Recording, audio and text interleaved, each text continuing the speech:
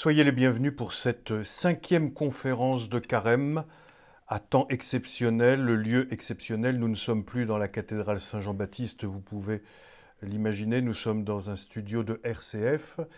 Et la personne qui devait donner cette conférence, c'est-à-dire Madame Caneri, bien sûr n'a pu venir et donc je vais prêter ma voix à sa conférence. Je vous rappelle le parcours que nous avons fait. Le premier dimanche de Carême, nous l'avons vécu avec Bernard Meunier, qui nous a mis dans l'ambiance de Saint-Irénée et de l'église de Lyon à cette époque-là. Puis, nous avons entendu frère Élie Héroulet, puis Madame Agnès Basti-Kalinowska, et enfin, dimanche dernier, Camille Ronat sur les gnoses contemporaines.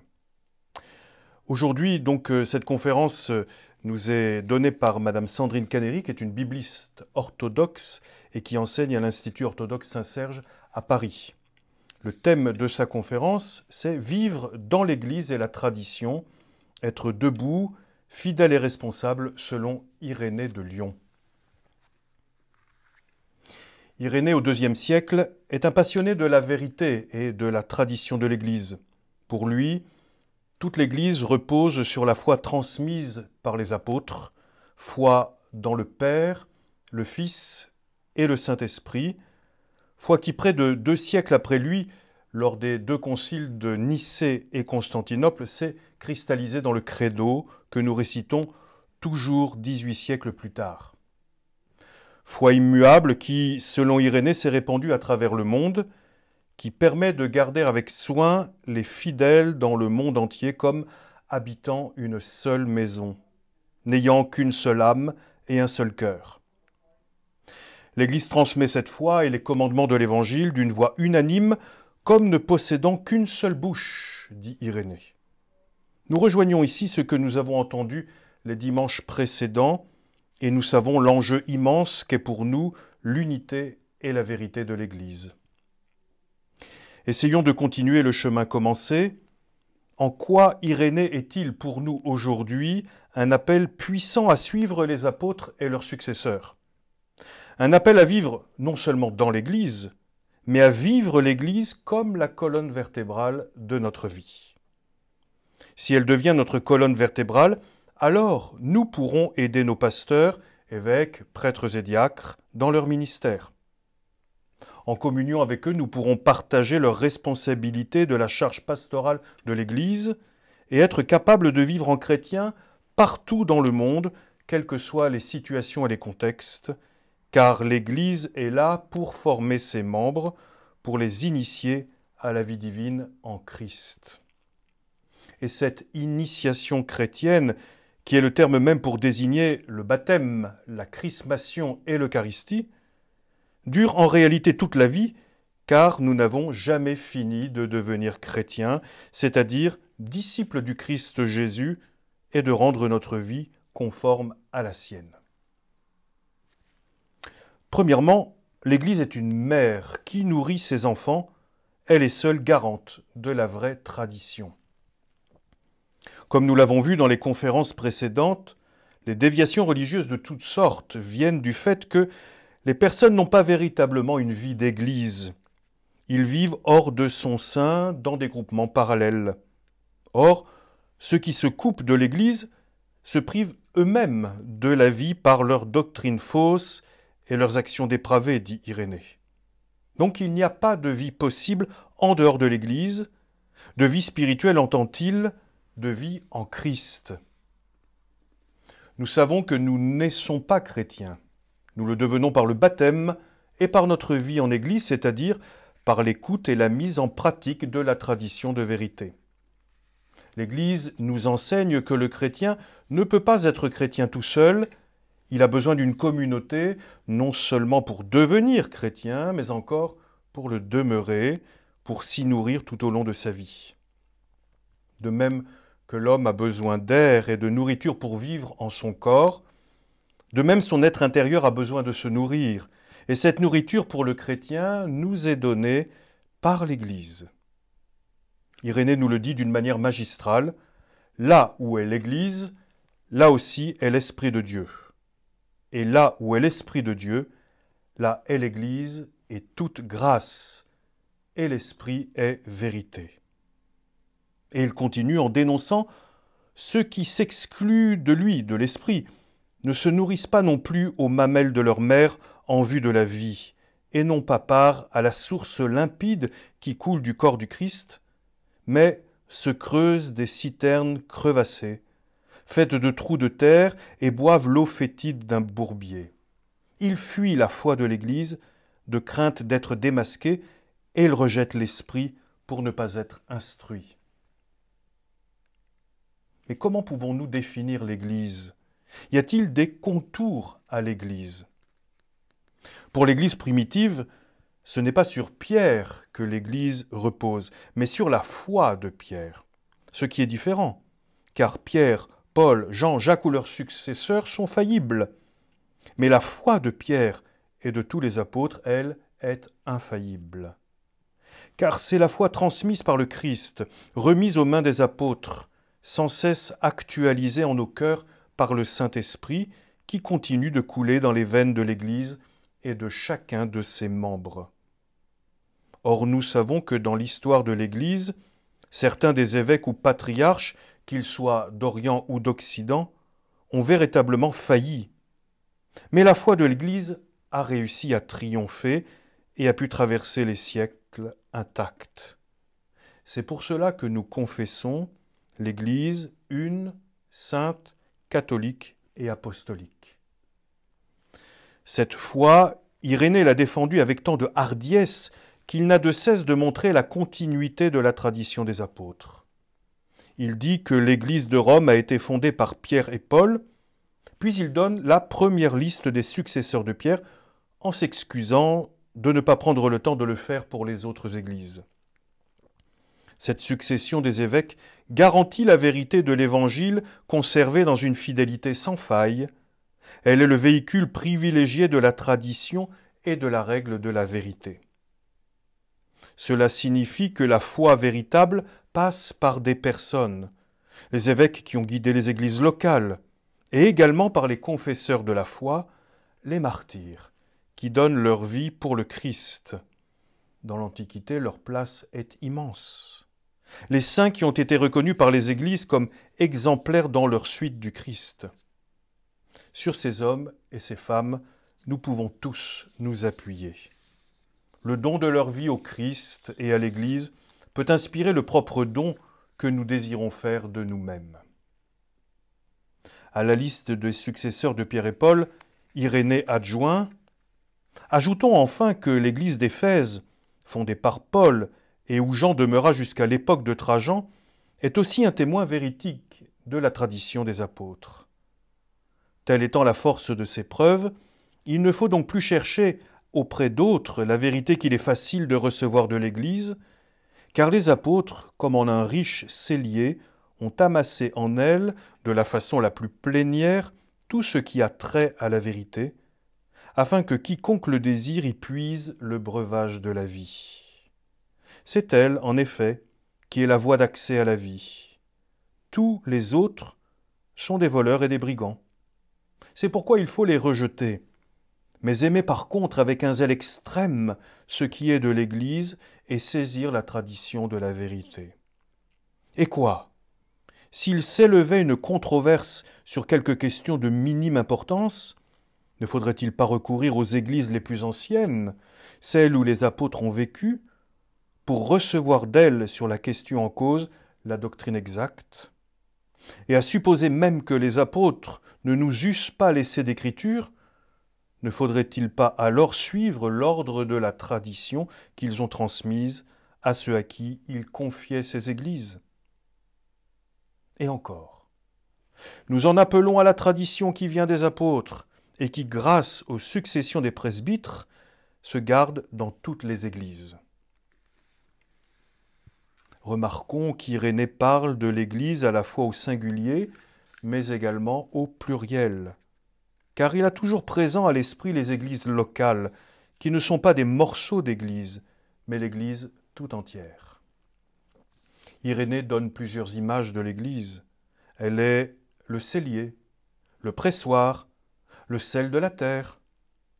Partout, en effet, l'Église prêche la vérité. Elle est le chandelier à 7 branches qui portent la lumière du Christ.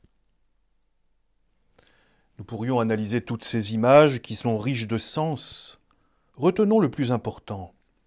L'Église porte la lumière et la vérité du Christ, terme typiquement johannique, puisque nous trouvons dans le 4e évangile les deux affirmations suivantes. Je suis la lumière du monde et je suis la vérité. Or en Jean, il y a un lien étroit entre la vérité et la lumière. Habités par cette certitude, à nous de faire de l'Église notre colonne vertébrale, afin de ne pas être ballottés à tout vent de fausses doctrines, comme le dit saint Irénée à la suite de saint Paul, et de nous tenir debout, forts devant les adversités ou les scandales, responsables de tous par amour pour tous. Comment ? En vivant en son sein, en étant des enfants nourris à ses mamelles, en écoutant ceux qui nous ont précédés, en faisant partie de la maison Église comme pierre vivante. En agissant ainsi peu à peu, nous ferons l'acquisition de l'esprit de l'Église, de l'Esprit Saint vivifiant l'Église, de la vérité de la foi. Nous entrerons dans une tradition qui nous précède et que nous prolongerons au-delà de nous. Deuxièmement, l'Église nous enseigne que le baptisé est un témoin. Si nous connaissons la vie des martyrs et des saints, nous ne savons pas toujours comment ils ont triomphé de leur faiblesse, de leur passion. Comment par exemple les martyrs à Lyon, jetés dans l'arène en pâture aux bêtes, ont-ils triomphé de la peur? Nous avons un récit des martyrs de Lyon grâce à une lettre que les chrétiens de cette ville ont envoyée aux églises d'Asie et de Phrygie. Comment présente-t-elle par exemple Blandine? Écoutons. Nous tous, en effet, nous avions craint que Blandine, dans cette lutte, ne soit pas capable, à cause de sa faiblesse physique, de faire avec assurance sa confession de foi. Mais Blandine fut remplie d'une telle force qu'elle épuisa et fit capituler tous ceux qui successivement la torturaient de toutes les façons, du matin au soir. La bienheureuse, comme une courageuse athlète, trouvait une nouvelle jeunesse dans la confession de sa foi. C'était pour elle une reprise, un repos, un apaisement dans tout ce qui lui arrivait, que de dire « Je suis chrétienne, et chez nous, il n'y a rien de mauvais ». Les païens eux-mêmes reconnaissaient que jamais chez eux, une femme n'avait supporté autant de pareils tourments. Elle terrassa l'adversaire en beaucoup d'épreuves et mérita par son combat la couronne de l'incorruptibilité. Parmi ces chrétiens de Lyon, humiliés, torturés, jetés en prison et finalement mis à mort, certains sont allés droit au martyre avec un courage et une détermination qui forcent l'estime et la vénération. D'autres, malheureusement, ont renié leur foi pour sauvegarder leur vie. Cependant, parmi ces derniers, certains sont revenus sur leur reniement et ont finalement confessé leur foi. Cela signifie que la force de Dieu pour surmonter les injures, les mauvais traitements, les coups et la mort n'est pas nécessairement une expérience immédiate. Pour certains, il a fallu un peu plus de temps pour qu'ils se sentent assez forts et surmontent la peur, la souffrance, etc. Cette lettre montre combien le témoignage est déterminant. Grâce aux martyrs, la plupart de ceux qui avaient renié se reprirent. Ils renaissaient et retrouvaient la vie. Ils apprenaient à confesser leur foi et désormais, vivants et vigoureux, ils se représentaient au tribunal pour y être de nouveau interrogés par le légat. Dieu leur rendait douce cette démarche, lui qui ne veut pas la mort du pécheur, mais facilite sa conversion. Si un jour nous nous retrouvons dans leur situation, et il faut nous y préparer, nous ne savons pas comment nous réagirons. Or, si ces martyrs sont exemplaires, alors il nous faut considérer notre fragilité avec honnêteté et mesurer le chemin qu'il nous reste à parcourir pour arriver à leur stature, comme de tels athlètes, c'est-à-dire ceux qui menèrent le combat spirituel jusqu'à donner leur vie pour le Christ. Seuls des membres de l'Église, brûlants d'amour pour le Sauveur, peuvent traverser de tels supplices. Et nous, où en est notre amour pour le Christ et pour nos frères? Troisièmement, la tradition de l'Église nous enseigne comment l'homme doit lutter et vivre sa vie chrétienne. Être chrétien, c'est vivre de notre baptême qui nous conforme au Christ mort et ressuscité.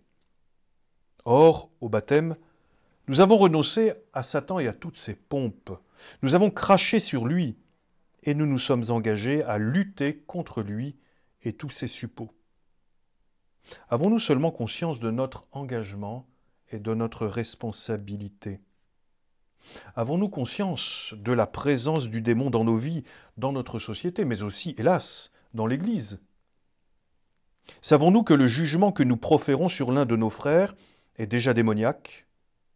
Non seulement le mensonge, le vol, l'adultère sont des péchés que nous commettons sur l'instigation du diable, mais aussi d'autres plus subtils et secrets, comme la jalousie, le ressentiment, la médisance, le mépris, le refus d'aider notre prochain, le refus de pardonner, etc.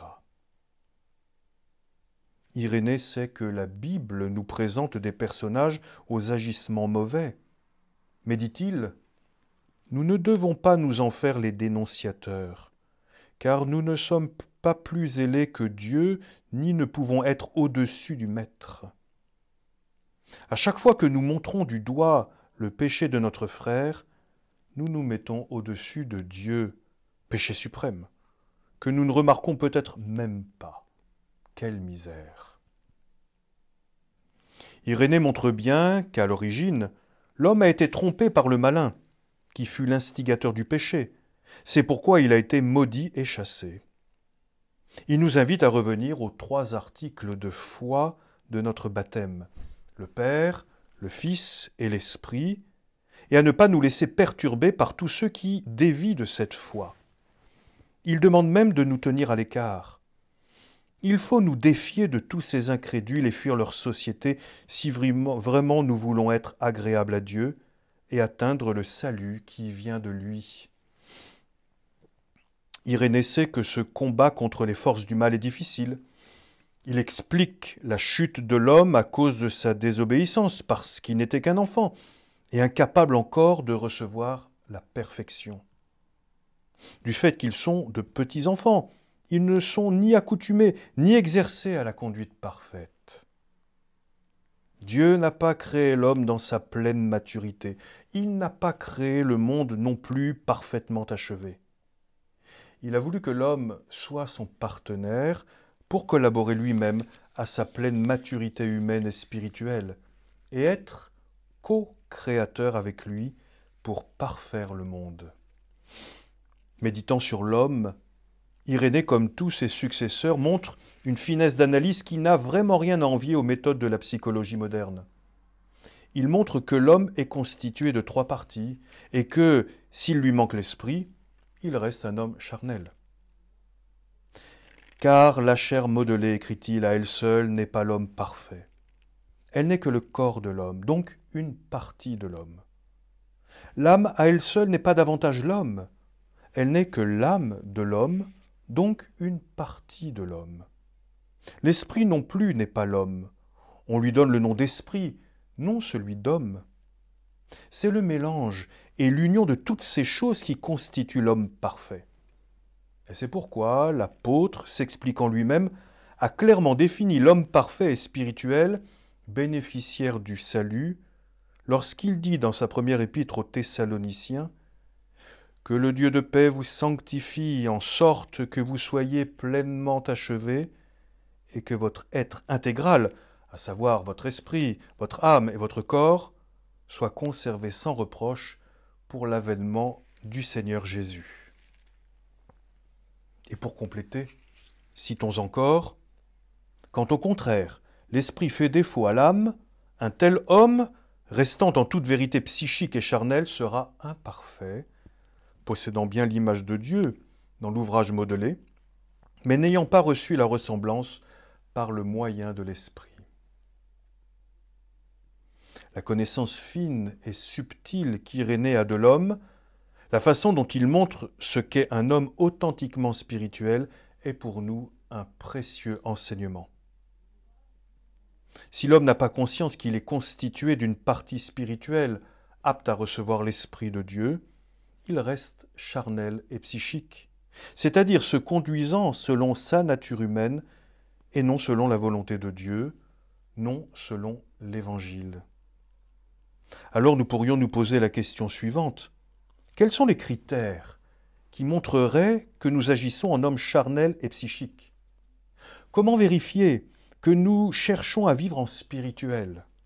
Quels sont les indices et les panneaux indicateurs pour suivre ce chemin? Irénée donne un élément de réponse en expliquant comment fonctionnent ces trois composantes en nous. Trois choses, ainsi que nous l'avons démontré, constituent l'homme parfait, la chair, l'âme et l'esprit. L'une d'elles sauve et forme, à savoir l'esprit. Une autre est sauvée et formée, à savoir la chair.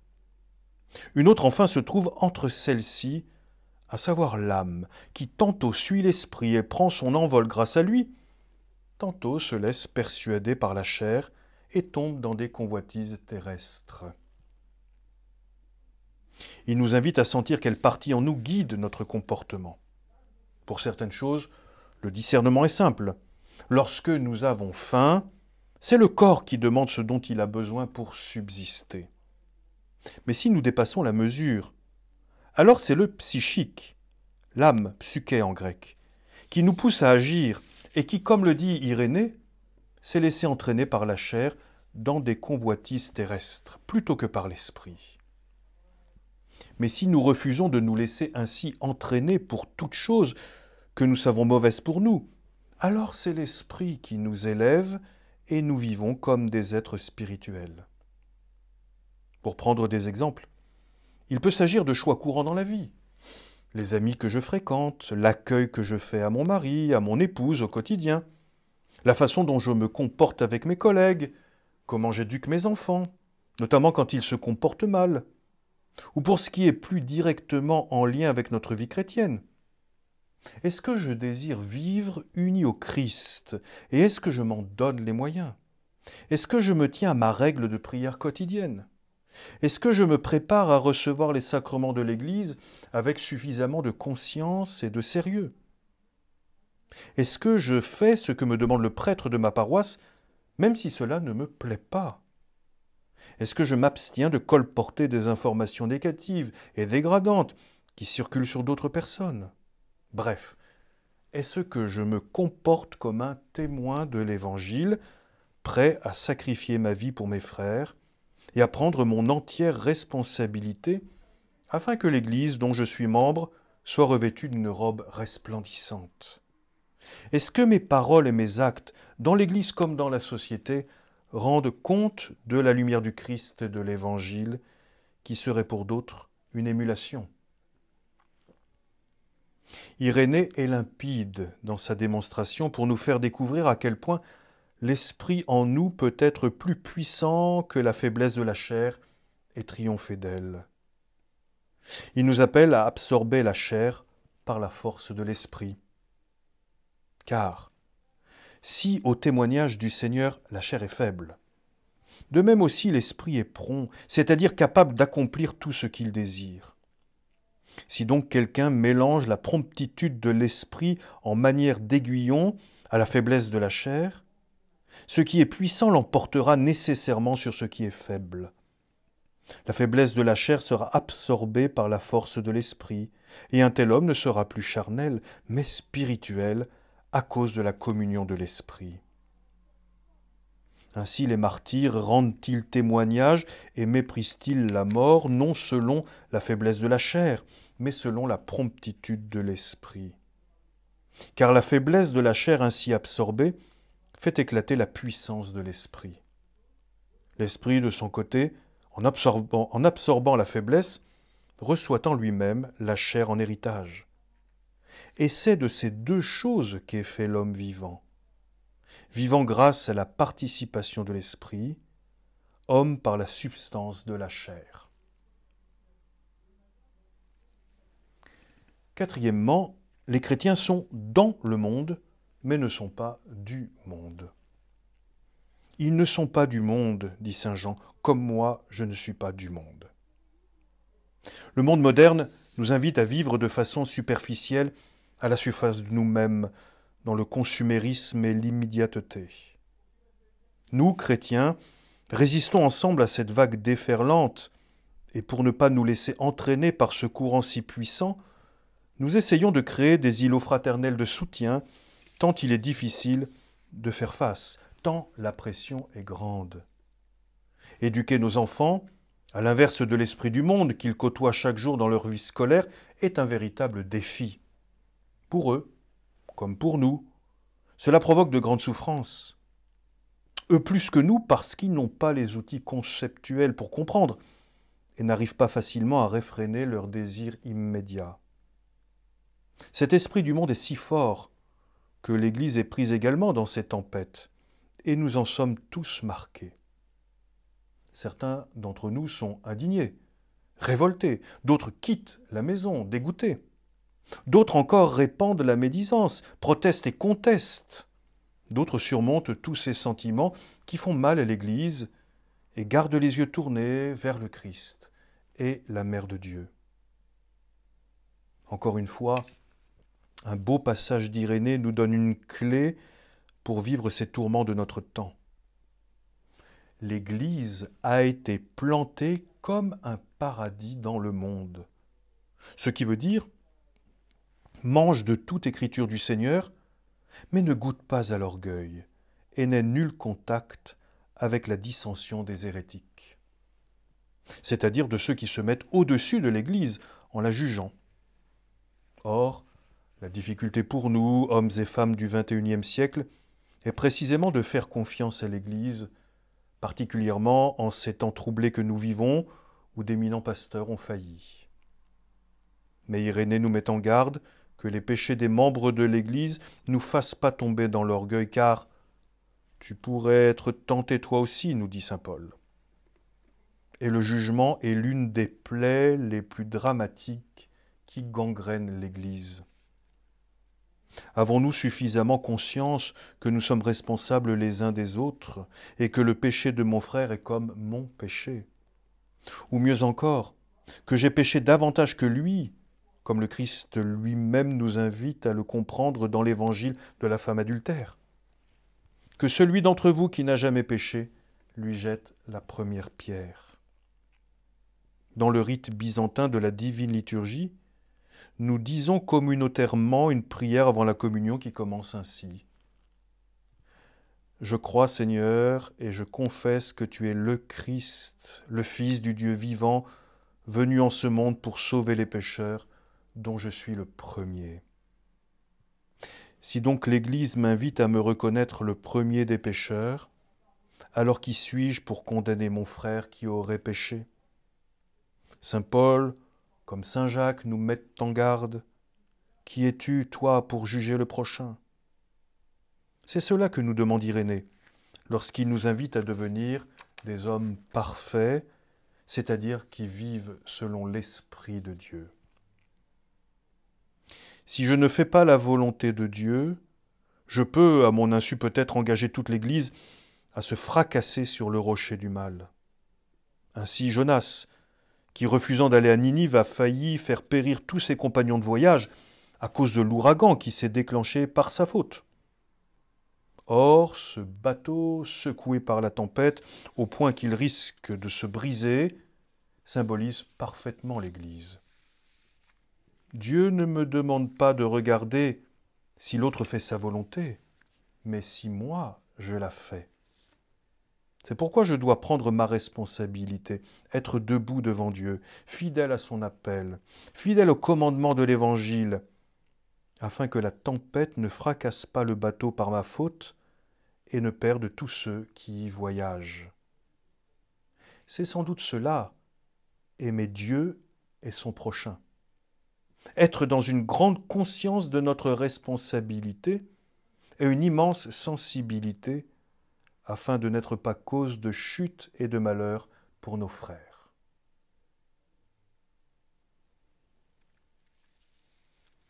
Comme une synthèse et une ouverture. Irénée de Lyon vivait il y a 19 siècles en cette ville. Son enseignement est d'une énorme et étonnante modernité. Il décrit parfaitement l'homme comme un enfant en chemin de maturité. Il connaît exactement l'âme humaine et ses hésitations. Il sait que la puissance de l'Évangile et de l'Église nourrit les croyants. Il combat les gnoses et les hérésies de toutes sortes qui sont des mirages qui ne procureront jamais le salut. Or, les mêmes gnoses existent encore de nos jours, sous des appellations différentes, et nous sommes parfois charmés par elles, parce qu'elles offrent une solution facile à nos questionnements ou à nos épreuves. Mais, en tant que baptisés, nous résistons ensemble à ces pseudo-soulagements, parce que nous savons que le salut passe nécessairement par la croix, comme le Christ lui-même, l'innocent par excellence. Irénée et tous les pères de l'Église nous montrent le véritable chemin de l'Évangile dans l'Église. Un chemin de renoncement à soi-même pour servir le Christ, le Seigneur et Maître de nos vies. Les prophètes avaient déjà prophétisé que ceux qui obéiraient au Verbe du Père et le serviraient de tout leur pouvoir seraient persécutés. Ne l'oublions pas. Si l'Église est sainte, c'est parce qu'elle a pour tête le Christ et qu'il la guidera jusqu'à la fin des temps vers le Père. Si certains membres de l'Église succombent au péché, ils fragilisent l'Église, mais ne l'anéantissent pas, car les saints et les martyrs continuent et continueront jusqu'à la fin des temps à rendre la robe de l'Église immaculée. À travers eux, l'Église nous enseigne quelle est la radicalité de l'Évangile, ce à quoi nous sommes invités dans notre témoignage. N'oublions pas, le mot « témoin », en grec « martyros », signifie martyr. La foi de l'Église passe par les personnes. Nous avons donné en exemple les martyrs de Lyon, les confesseurs de la foi qui nous enseignent depuis des siècles jusqu'à aujourd'hui. Mais il y a aussi les docteurs de la foi, les exégètes, les défenseurs de la foi véritable. Irénée fait partie aussi de cela, nous l'avons compris.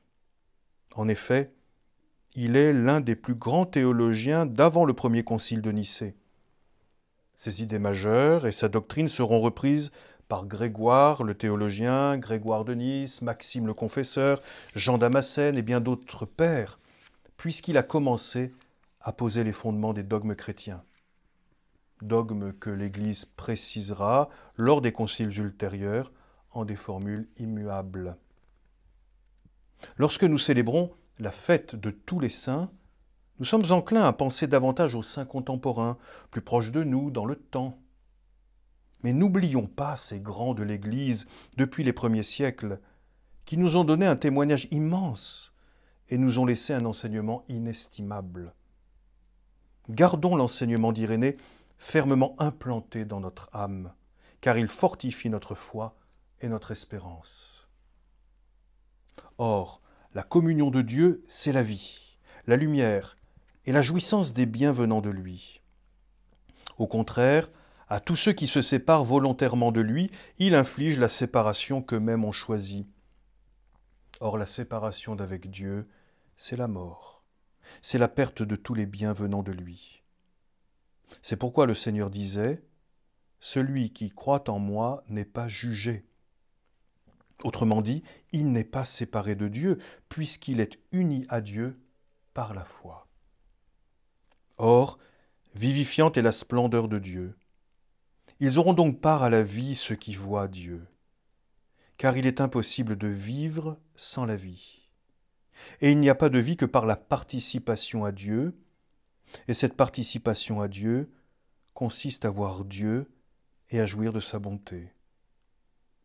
Les hommes verront donc Dieu afin de vivre, devenant immortels par cette vue et atteignant jusqu'à Dieu. C'est là, je l'ai déjà dit, ce qui était annoncé d'une manière figurative par les prophètes, à savoir que Dieu serait vu par les hommes qui portent son esprit et attendent sans cesse sa venue. Comme Moïse le dit encore dans le Deutéronome, « En ce jour-là, nous verrons, car Dieu parlera à l'homme, et celui-ci vivra. »